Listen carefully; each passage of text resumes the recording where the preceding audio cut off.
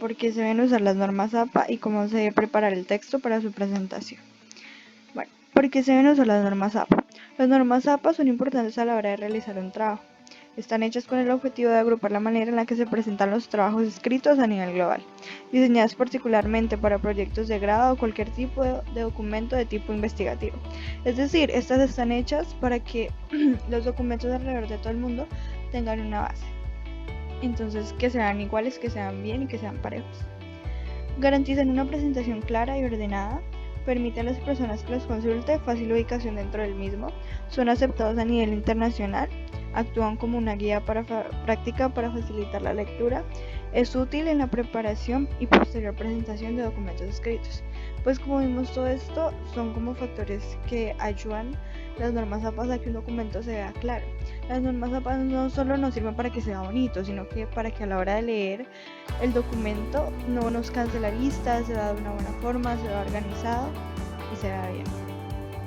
Bueno, ¿cómo se debe preparar un texto para su presentación? Los siguientes puntos forman un resumen de los aspectos sobresalientes de los estándares APA. Márgenes. Las márgenes deben ser de 2,54 centímetros en toda la hoja. Sangría. Se debe agregar 5 espacios en la primera línea de cada parte. Interlineado 2.0 y texto lineado a la izquierda sin justificar, sin espacio entre párrafos. Tipo de letra. Lo ideal es Times New Roman con un tamaño de 2. Papel. Debe ser tamaño carta. Los márgenes serán el mismo para todos los lados de la hoja 2,5, 1 pulgada. Para el margen superior e inferior, derecho e izquierdo. Bueno, ahora vamos a ver en el documento de Word cómo aplicar todas estas reglas de las normas APA para que el texto sea mejor. Bueno, aquí tenemos un ejemplo de un trabajo que es para presentar, pero este trabajo no está adecuado con las normas APA, primero que todo. Y pues vamos a mostrar cómo lo que no se debe hacer y qué aspectos se deben corregir de este trabajo. Bueno, ahora aquí podemos ver el mismo trabajo, solo que ahora ya le cambiamos la letra. La letra, ahora al ser Times New Roman, se ve muchísimo mejor. Y podemos ver que ahora facilita mucho más la lectura, pero aún le faltan algunos aspectos. Entonces primero vamos a hacerlo del interlineado, el cual debería ser 2.0. Como podemos ver, el texto cambia bastante, ya que ahora sí leerlo no me cansaría tanto. Así sea llamativo o no sea llamativo lo que estén diciendo, es bueno para la vista, ya que pues a la hora de leerlo es fácil leerlo. Bueno, además de esto, para aplicar la sangría, estamos aquí en inicio y nos metemos aquí. Eso directamente nos va a cambiar la letra. Entonces nos metemos aquí a modificar y vamos aquí a formato, en párrafo, y colocamos para aplicar la sangría. Lo que necesitamos hacer es aquí en primera línea aceptar y aceptar.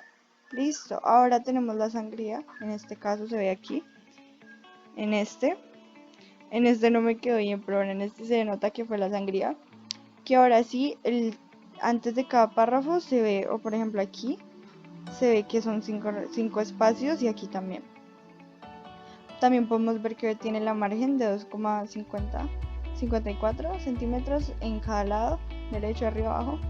Y pues podemos ver que las normas APA nos sirven muchísimo y las deberíamos utilizar siempre que hagamos un trabajo, y lo debemos utilizar cada que hacemos un trabajo, ya que facilita mucho la vista del trabajo. La persona que lo vaya a leer, sea un profesor, sea un espectador, lo que sea, se va a ver muchísimo mejor y nos ayuda mucho.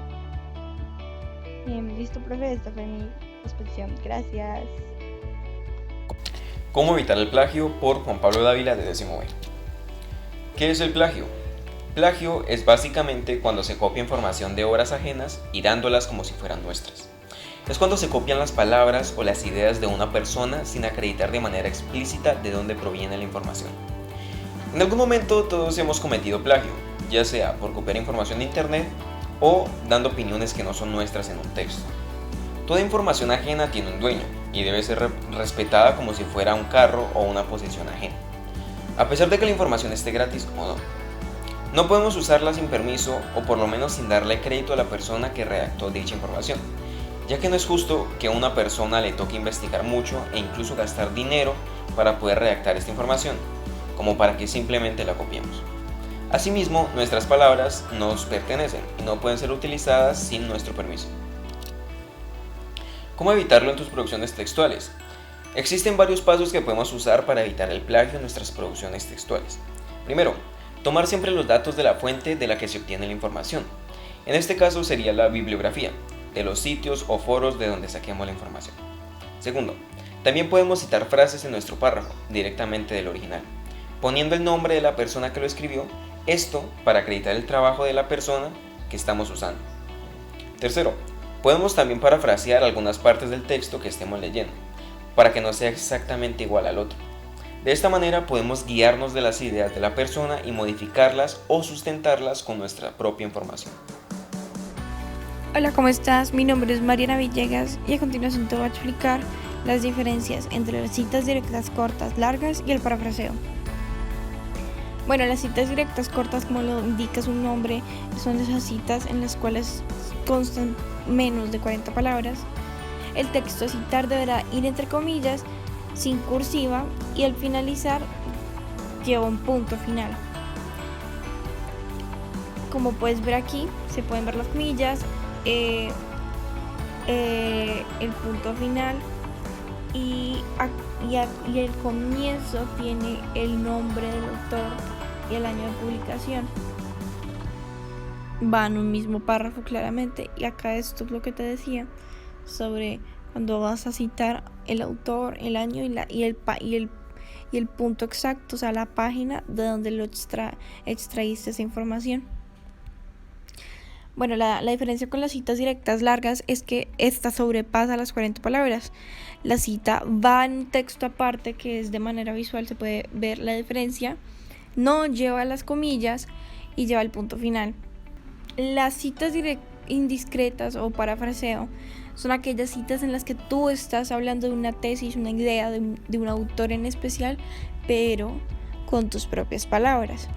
Las ideas no son tuyas, pero las palabras sí. Entonces, esta debe incluir el apellido del autor y el año de publicación, como lo hemos visto anteriormente. Esa es lo que tiene en común con las otras dos citas anteriores. Va incluido en el párrafo, pero sin comillas, como puedes ver aquí. Hola, mi nombre es Priscila y ahora vamos a ver cómo citar. Y también veremos qué hacer cuando el autor es corporativo, anónimo y no tiene fecha. Existen diferentes tipos de citas, están las directas y las indirectas. Las directas se conforman por largas y cortas y las indirectas de parafraseo.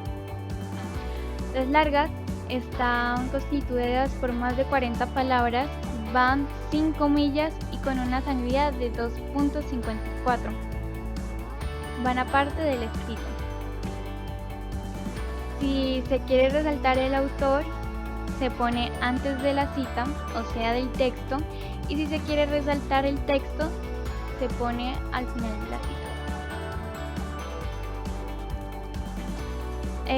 cita. Aquí, como podemos observar, es un ejemplo dos autores, los apellidos de dos autores, donde se quiere resaltar al autor, bueno, en este caso los autores, y se pone la fecha. Como es una cita larga, más de 40 palabras, se escribe con una sangría de 2.54 y al final las páginas. Las cortas se escriben con menos de 40 palabras y entre comillas. También se escribe en el escrito que se está haciendo. Y también aplica si se quiere resaltar el autor, pues se escribe antes del texto, y si se quiere resaltar el texto, se escribe después de la cita. Aquí podemos ver un ejemplo donde se quiso resaltar al autor, se puso entre comillas la cita o el texto y por último la página. Aquí se presenta una cita de parafraseo donde tú expones con tus palabras la idea de otra persona. Cabe aclarar que también se escribe el apellido del autor, de donde sacaste la idea y con ello la fecha. Después, ¿qué hacer cuando el autor es corporativo? Cuando la obra es publicada por una institución, compañía o empresa, se escribe el nombre de la compañía, después las siglas y con ello la fecha. Pero si es el caso de que las citas son subsecuentes, entonces se puede realizar solo con las siglas. Aquí podemos ver un ejemplo: Instituto Nacional de Estadísticas, Geografía e Informática, seguido de las siglas, la fecha y las páginas donde se encuentra la cita. ¿Qué hacer cuando el autor es anónimo? Si el trabajo se publica anónimo, pues entonces se pone anónimo y con la fecha. Pero si es el caso donde no se encuentra al autor en las fuentes consultadas, entonces se pone, ya sea por ejemplo un escrito o un libro, el título de donde sacaste la cita y el texto, y la fecha. ¿Qué hacer cuando falta la fecha? Se escriben los apellidos o el apellido del autor y seguido se escribe una abreviatura de S.F. que significa sin fecha. Eso es todo. Gracias. ¿Qué recomendaciones puedo dar como estudiante? Desde mi punto de vista, yo recomiendo informarse de las consecuencias que puede tener el plagio. Porque, por ejemplo, si estamos en un colegio y nos mandan a hacer un trabajo y por pereza copiamos la información de una página o de otro estudiante, lo peor que nos puede pasar es que saquemos una mala nota en el trabajo o que perdamos el trabajo. Pero si en cambio cometemos plagio en una prueba importante como las pruebas de estado o ICFES, nos podemos meter en un lío enorme. Es por eso que es mejor ahorrarnos un problema y simplemente seguir las recomendaciones que se mostraron anteriormente. Gracias, profe, espero que les haya gustado el trabajo y adiós.